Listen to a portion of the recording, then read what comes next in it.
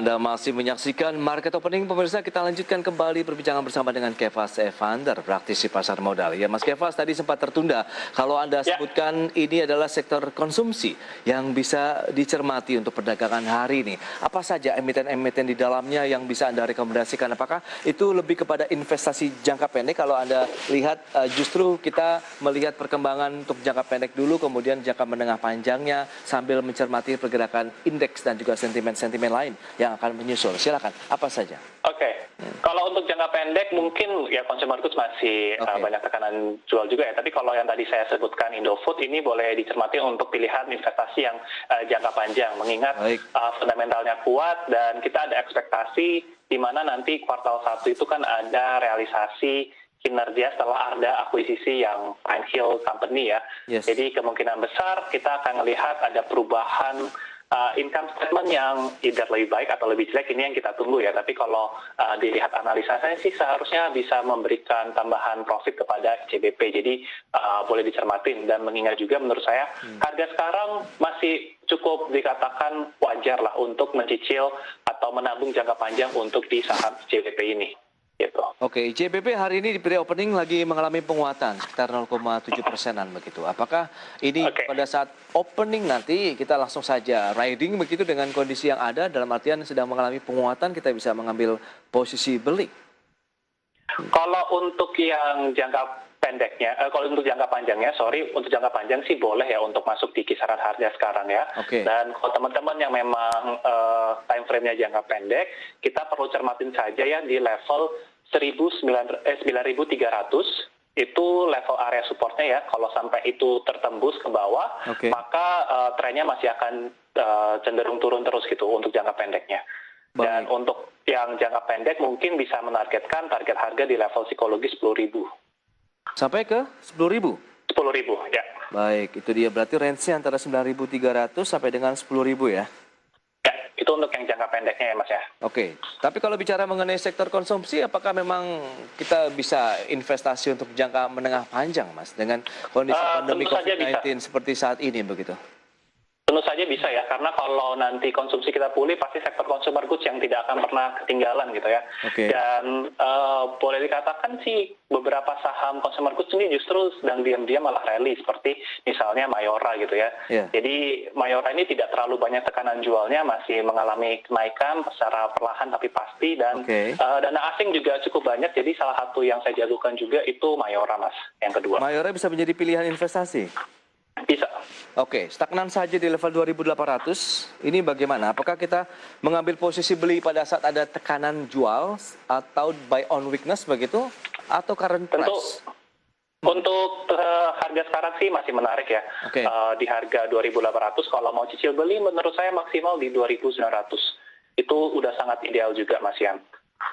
2.800 itu current price berarti boleh ya? Ya boleh, kalau mau cicil beli boleh. Potensial upside yang bisa diraih?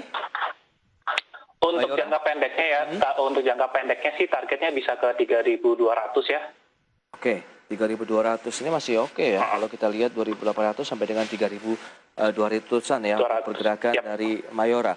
Baik, itu sektor konsumsi yang bisa menjadi pilihan kalau dilihat dari rekomendasi skala prioritasnya ya. Kalau bicara mengenai sektor berarti ICBP atau Mayora dengan short term trading yang dijadikan pilihan investasi. Dan pilihan investasi juga kami serahkan kepada pemirsa IDXNL, investor maupun traders dalam menyikapi juga perdagangan hari ini. Dan sudah pukul 9 waktu Indonesia Barat, ini juga Mas Kefas dan pemirsa IDXNL kita akan sampaikan dulu untuk opening market di hari ini.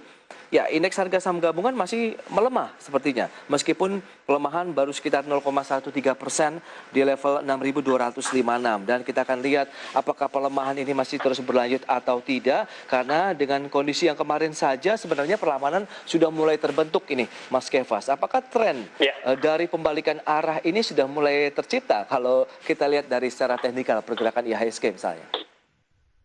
Oke, seperti yang tadi saya sampaikan di sesi yang pertama ya, jadi memang tekanan di area 6.400 itu menurut saya besar sekali ya.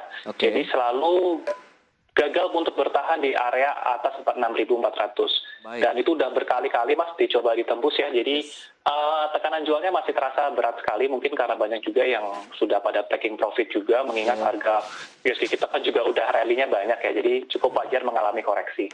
Akan tapi nanti kalau kita cermatin ya, kalau nanti memang bisa menembus level 6.400 dengan volume yang besar, kemudian sudah bisa bertahan 2-3 hari, maka arahnya masih akan bullish terus itu Mas, kalau bisa bertahan di atas 6.400. Itu dia. Nah, untuk yang jangka pendeknya sekarang, itu kita perlu berhati-hati lagi Mas di level 6.200 ya, mengingat IHSG kita kan dibuka merah ya. Betul. Jadi kalau sampai di bawah 6.200 tutupnya nanti ini mungkin arahnya bisa ke bawah dulu Mas, koreksi dulu. Oke.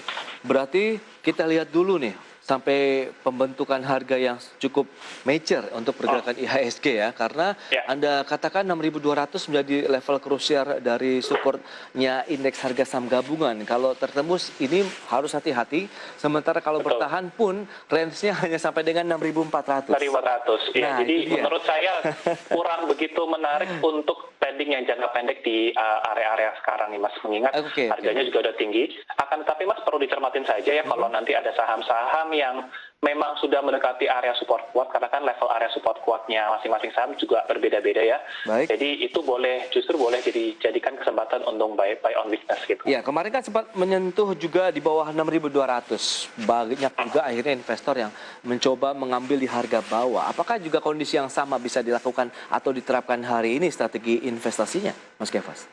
Tergantung sahamnya ya Mas, sekali lagi tergantung sahamnya juga, karena saham-saham yang seperti tadi katakan yang big cap seperti perbankan itu justru tidak mengalami tekanan jual yang begitu tinggi gitu, malah harganya masih bertahan di area yang positif juga, masih bagus gitu, seperti Bank BRI atau bank yang lainnya gitu. Nah, untuk saham yang mid cap ini justru yang berhati-hati karena memang tekanan jualnya lagi tinggi gitu. Baik. Itu dia update terkait dengan pergerakan indeks harga saham gabungan dan juga analisisnya dengan range antara 6.200 sampai dengan 6.400 nih. Range yang akan bolak-balik aja kalau menurut Mas Kefas Evander ya.